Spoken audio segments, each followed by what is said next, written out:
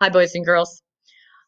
Before we read our story today, I have to say happy birthday to Brianna because her birthday is tomorrow. Happy birthday, Brianna. Jose's birthday is on Thursday, so happy birthday, Jose. Lucas, your birthday was last week, so happy birthday to you. And Loki, I'm sorry we missed your birthday quite a long time ago. Happy birthday to you. We've been reading Three Little Pig stories. This is called The Three Little Javelinas. Once upon a time, way out in the desert, there were three little javelinas. Javelinas are wild, hairy, southwestern cousins of pigs.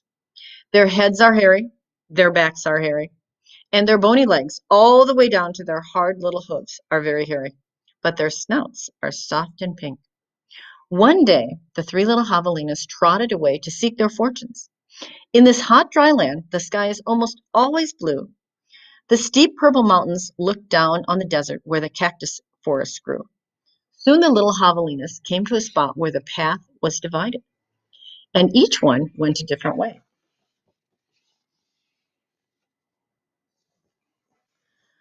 The first little javelina wandered lazily along. He didn't see the dust storm whirling across the desert until it caught him. The whirlwind blew away and left the little javelina sitting in a heap of tumbleweeds. Brushing himself off, he said, "I'll build a house with them." And in no time at all, he did. Uh-oh, look at this. Then along came a coyote. He ran through the desert so quickly and so quietly that he was almost invisible. In fact, it was only this was only one of Coyote's magical tricks. He laughed when he saw the tumbleweed house and smelled the javelina inside. Mmm, a tender, juicy pig, he thought. Coyote was tired of eating mice and rabbits. He called out sweetly, "Help me out. Little pig, let me come in." "Not by the hair of my chinny chin chin," shouted the first javelina, who had a lot of hair on his chinny chin chin. "Help me out here too." "Then I'll huff and I'll puff and I'll blow your house in," said the coyote. And he huffed and he puffed and he blew the little tumbleweed house away. But in all the hullabaloo, the first little javelina escaped and went looking for his brother and sister. Coyote, who was very sneaky, tiptoed along behind. The second little javelina walked for miles among the giant saguaro cacti. They held their ripe fruit high in the sky, but they made almost no shade, and the little javelina grew very hot. Then he came upon a woman who had gathered sticks from inside the dried up cacti.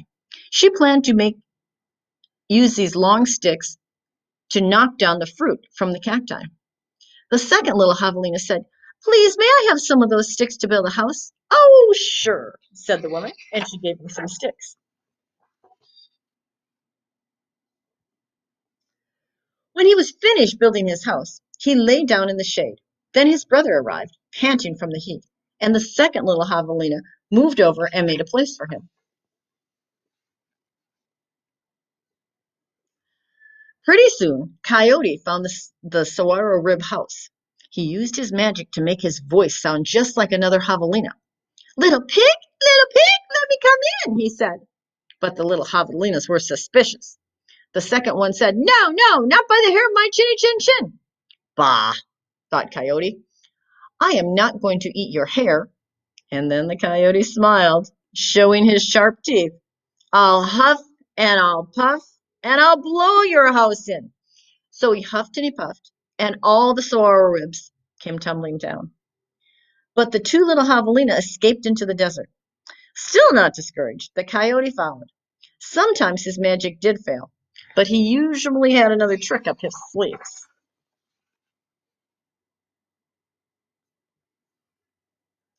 The third little javelina trotted through the beautiful palo verde trees with green trunks and yellow flowers, and he saw a snake sliding by, smooth as oil. The hawk floated round and round above her, and then she came to a place where a man was making adobe bricks from mud and straw. The bricks lay on the ground baking in the hot sun, and the third little javelina thought for a moment and said, "Maybe May I please have some of those adobe bricks to build a house? Oh, yes, said the man. So the third javelina built herself a solid little adobe house, cool in the summer and warm in the winter. And when her brothers found her, she welcomed them in and locked the door behind them. Coyote followed on their trail. Look at the coyote. Little pig, let me come in, he called. The three little javelinas looked out the window. This time, Coyote pretended to be very old and weak, with no teeth and a sore paw. But they were not fooled. No, not by the hair of my chinny chin chin, called the third little javelina. Then I'll help me. I'll huff and I'll puff and I'll blow your house in, said the coyote. He grinned, thinking of the wild pig dinner to come. Just try it, shouted the third little javelina. So Coyote huffed and puffed, but the adobe bricks did not budge. Again, Coyote tried. I'll huff and I'll puff and I'll blow your house in. The three little javelinas covered their hairy ears, but nothing happened. The javelinas peeked out the window. Uh-oh. The tip of Coyote's raggedy tail whisked past their noses. He was climbing up on the tin roof. Next, Coyote used his magic to make himself very skinny. The stovepipe, gasped the third little javelina. Quickly, she lighted a fire inside her old wood stove. What a feast, that coyote said to himself. He squeezed in the stovepipe. I think I'll eat them with red hot chili pepper. Whoosh! Sizzle!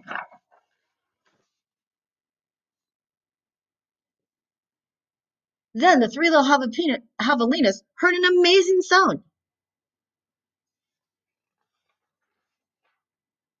It wasn't a bark. It wasn't a cackle. It wasn't a howl. It was a scream. And it sounded like this.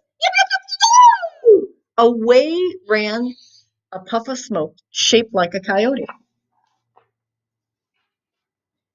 Do you remember our other story where he popped up out of the chimney? That's what this guy did. And look, the three little javelinas lived happily ever after in the adobe house. And if you ever hear the coyote's voice way out in the desert at night, you'll know that he's remembering hopping outside the chimney. I have to go because I only have a couple seconds, but I will be back later with another little pig story. Bye bye.